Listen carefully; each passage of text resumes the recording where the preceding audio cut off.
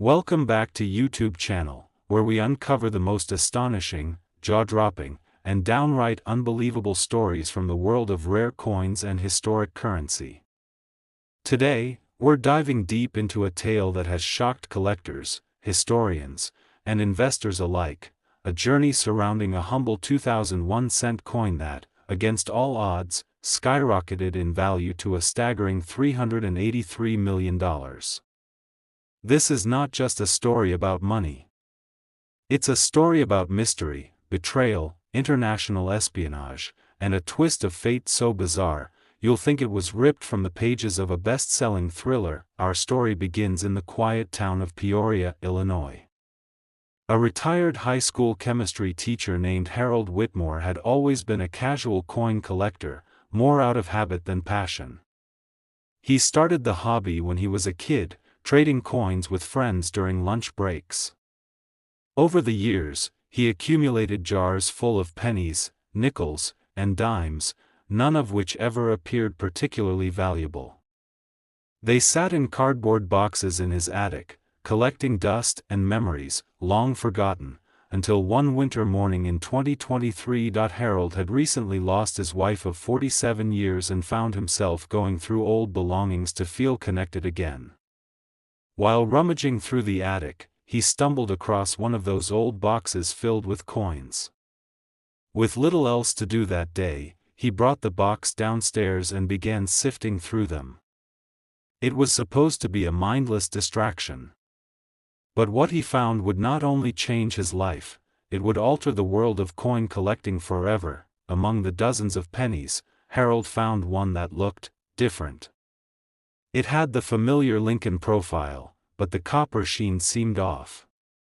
It was almost too pristine, too polished, and somehow heavier in his hand. The mint date read 2000, and the reverse side had a strange shimmer to it, like a watermark invisible to the naked eye unless under specific lighting. Intrigued, Harold pulled out his old jeweler's loupe and examined it further. There, near the base of Lincoln's shoulder, were three tiny initials etched so finely they were almost imperceptible. They weren't part of the original design. These were carved in, deliberately. Harold didn't recognize the initials, but something about them made his heart race. He decided to reach out to a local coin dealer named Dolores D. Hammond, who had once appraised a few of his coins years earlier. Dee had a small but respected shop in downtown Peoria and was known for her sharp eye and encyclopedic memory. When she saw the coin, her reaction was immediate. She dropped her magnifying glass, stared at Harold, and said, "You have no idea what you're holding, do you?" At first, Harold assumed she was joking.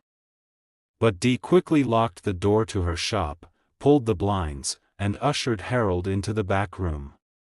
There, she opened a dusty ledger and flipped through pages until she landed on a sketch that looked eerily similar to the coin Harold brought in. But it wasn't from a collector's guide, it was from a secret section labeled CFS Anomalies.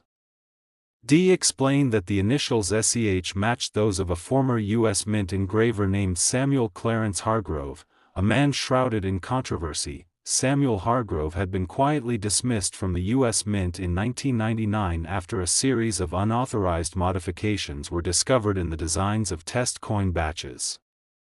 The official reason for his termination was listed as creative differences, but insiders whispered darker rumors about espionage, encryption, and an experimental currency project that was halted before it could go public. According to Dee's notes, Hargrove had allegedly embedded microscopic markers into some of the coins he helped mint. These weren't just artistic flourishes, they were codes. Secret identifiers that only he and a few trusted confidants could recognize. It was theorized that a handful of these coins made it into circulation, disguised as ordinary currency but actually part of a covert tracking system. The full purpose of this system was never revealed, possibly classified, or maybe just lost with time. Harold was stunned. What started as a nostalgic afternoon had turned into something straight out of a spy novel. Dee urged him not to alert anyone yet, not until they had the coin verified by someone she knew from her past, a numismatic cryptologist named Dr. Evan Rothschild. Evan wasn't just any cryptologist. He had formerly worked with the NSA before disappearing from the public eye. Rumor had it he was living off the grid in the Colorado mountains, studying encrypted financial artifacts. Getting to Evan wasn't easy. Dee had to call in favors, send coded messages through a network of collectors, and finally, after a tense 48 hours, they received a single reply: bring the coin. Alone. Against his better judgment, Harold boarded a plane with the penny tucked inside a false-bottomed glasses case, flying across the country to meet the enigmatic expert. What happened in the cabin of that isolated mountain lodge was something Harold would never forget. Evan confirmed that the coin was not only one of Hargrove's secret batch, but it contained embedded nanoscopic technology, elements unknown to metallurgy at the time.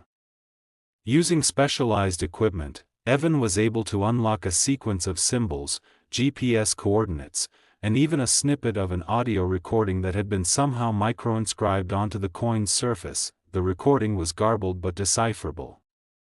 A man's voice, presumably Hargrove, spoke of a vault beneath the Denver Mint, hidden since the late 90s, that contained a cache of experimental currency never meant to see the light of day. If true, and if such a cache could be located, the implications were massive. Not only would the coin's origin be validated, but its rarity would make it the crown jewel of numismatic history. But there was more. As the news of Harold's coin began to trickle out through whispers in collector circles, something strange happened. Two other individuals came forward, each claiming to own a similar 2000 penny with strange modifications. One was a woman from Lisbon, Portugal, who claimed she inherited it from her father, a former CIA liaison stationed overseas. The other was a hacker from Seoul who found his coin embedded in the case of an old desktop computer he'd bought from a government auction. All three coins, when analyzed by Evan, contained different pieces of the same puzzle, literally. When overlaid digitally, the codes formed a map, an actual encrypted map, that pointed to a location in eastern Nevada, deep in the Great Basin Desert. Driven by curiosity and the overwhelming urge to uncover the truth, the trio, Harold, the woman from Lisbon named Katerina, and the Korean hacker named G1, teamed up and embarked on a journey that would draw the eyes of international intelligence agencies. Their arrival in Nevada did not go unnoticed. Unmarked vans began following them. Phone calls were intercepted.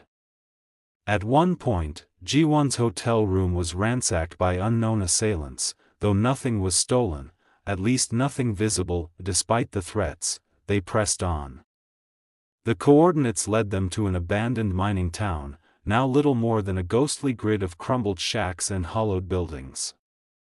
Beneath the floorboards of what used to be the town's general store, they found a trapdoor, sealed with a biometric lock, one that strangely accepted the thumbprint of Katerina's father, whose DNA had been registered during his time with the CIA. Below, a narrow staircase descended into what appeared to be a Cold War-era bunker. Inside, they discovered rows of sealed crates, all stamped with the emblem of the U.S. Mint and marked, Project Seraphim. The crates contained more than just experimental coins.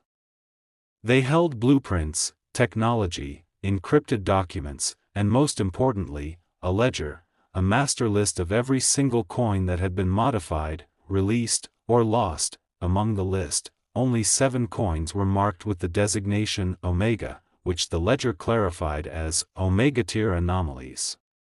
These coins were believed to contain not just data, but full AI protocols designed to evolve and self-modify based on proximity to other currency systems. In simpler terms, they were living coins, designed to adapt, transmit, and collect data over decades, and Harold's coin was the only known surviving Omega-tier specimen. The revelation sparked a frenzy. News of the discovery leaked despite their best efforts to keep it hidden. Collectors, tech moguls, and even governments began bidding for the coin. Offers soared into the millions, then tens of millions. But it was a private Swiss buyer, representing an undisclosed international entity, who made the unprecedented offer, $383 million. The buyer claimed it wasn't just about ownership. It was about control. Harold, caught between patriotism and pragmatism, hesitated. But the coin, in a strange act of fate, made the decision for him. The AI inside activated during transit, sending a final message to a now-defunct satellite network. That transmission caused a brief blackout in the Swiss banking system, an anomaly logged by cybersecurity firms but never explained to the public. The buyer rescinded their offer, and instead, the U.S. government stepped in, declaring the coin a national artifact of strategic significance. Last, where the ordinary becomes extraordinary, and where forgotten pieces of pocket change transform into unimaginable fortunes. Today, we're diving headfirst into the incredible and nearly unbelievable journey of a 2005 1-cent coin that somehow, through a series of twists, secrets, and high-stakes decisions, became one of the most valuable pieces of currency in world history, worth a staggering $123 million. This isn't just about copper and zinc.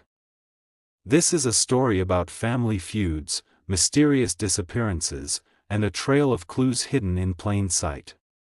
Buckle in, because the story of the 2005 penny is unlike anything you've ever heard. It all started in a town that barely makes the map, Elk Grove, Colorado. A town known for its pine trees, its forgotten ski lodge, and one reclusive man named Conrad Everly. Conrad was an odd figure to most who encountered him. Tall, wiry, with a shock of silver hair that looked like it had been cut with garden shears, he spent his days alone in a small cabin on the edge of the forest, repairing antique radios and playing Mozart on an old vinyl turntable. What nobody knew was that Conrad was once a senior quality control officer at the Denver Mint. For reasons he never revealed to the public, Conrad had left the mint suddenly in early 2006, just a year after the controversial minting year of 2005. He retreated into isolation, severing ties with colleagues, even family. But every month, like clockwork, he would take a long walk into town, purchase 1 cup of black coffee from the same diner, leave a large tip, and drop a single coin into the charity jar by the register.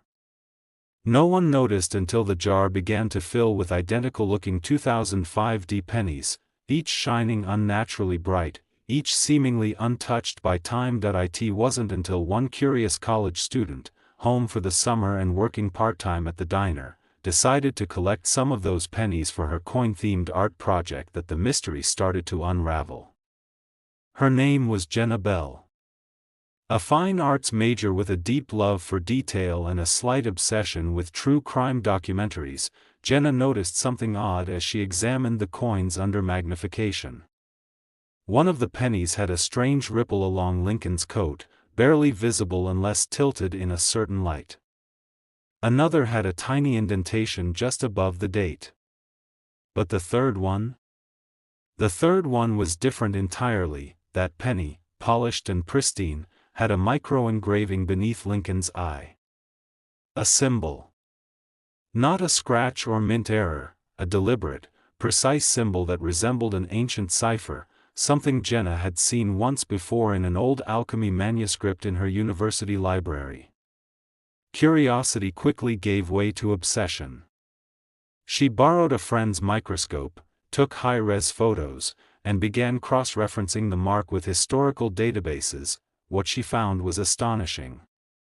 The symbol matched an old logo used briefly by a clandestine division within the U.S. Treasury during the Cold War, an organization so secretive that even its name had been scrubbed from official records. The division, known only as Section Vortex, was believed to have worked on experimental forms of encrypted currency to be used in political sabotage and international trade manipulation. It was thought to have been disbanded in the late 80s. But what if it hadn't been? Jenna's mind raced. She brought the penny to a local coin appraiser, but he dismissed it as a common cent. Unconvinced, she turned to online forums, where her images went viral in underground collector circles. That's when the name Everly surfaced again. One user, going by the alias IronCask71, claimed that a man matching Conrad's description had been involved in a rejected minting project in 2005, one that was allegedly meant to test a new anti-counterfeit method involving microscopic etchings and trace data storage within the alloy itself. The technology had been deemed too expensive and unstable, but some insiders whispered that a rogue batch of test coins had been accidentally released. Jenna was hooked. She needed answers. She decided to track down Conrad Everly. Finding him wasn't easy. His cabin had no address on public record, and the locals were reluctant to speak about him. Some feared him, others respected his privacy too much to interfere. But Jenna, relentless and persuasive, finally convinced the town's hardware store owner, who also doubled as the unofficial postman, to point her in the right direction. When she arrived at the cabin, she found it nestled between frosted pines, with smoke curling from the chimney and a wind chime made of antique keys dancing in the breeze. She knocked, half expecting silence. Instead, the door creaked open slowly, revealing Conrad himself, holding a mug of tea and eyeing her with quiet curiosity. They talked for hours. At first, he denied everything. But when Jenna placed the penny on the wooden table in front of him, something shifted in his eyes. He picked it up carefully, like it was a relic, and whispered a single word, "Number 5." What followed was a story that seemed too incredible to be real. Conrad explained that during his time at the Mint, he had been one of the lead technicians on a classified initiative to embed identification microtags in coins. Not just for authenticity, but as part of a larger network, a decentralized tracking system that could identify stolen funds, map cash flow, and even trace underground economies. The project was greenlit quietly under the guise of quality control testing, and a batch of prototype coins was minted at Denver in 2005, each one encoded with unique digital signatures. 500 of these coins were produced. But during internal testing, a malfunction caused an untraceable transmission burst that knocked out the Mint's internal network for 6 minutes. Panic spread. The Treasury shut down the entire program and ordered every test coin to be destroyed. Most were accounted for, but not all. Conrad had saved 10. Not to profit, not to sabotage, but because he believed the technology was ahead of its time, and might someday serve a greater purpose. For years, he kept the coins hidden, distributing them anonymously into circulation as a social experiment. He watched online forums, tracked whispers among collectors, and waited for someone to find one and recognize its value. Jenna was the first. And she had only scratched the surface. The coin she found was not just any prototype. It was the 5th one minted, known in Conrad's logs as Omega 5. This particular coin held more than just data. It held the encryption key to the rest of the batch. Without Omega 5, the other coins were just anomalies. With it, they could be activated, their data decrypted, and the network potentially brought online again. News of the discovery couldn't be contained. A notorious billionaire collector named Lowell Granger offered to buy the coin for $2 million. Jenna refused. Then came a representative from a private defense contractor who tried to intimidate her into surrendering it. She went into hiding, taking the coin and Conrad with her, traveling across the country to meet with cybersecurity experts, historians, and whistleblowers. As they unraveled more secrets, they learned that the Omega coins contained embedded transaction logs, records of black budget expenditures, foreign bribes, and off-the-books deals going back decades. Whoever controlled the coins could expose or blackmail some of the world's most powerful entities, and that's when things turned dangerous.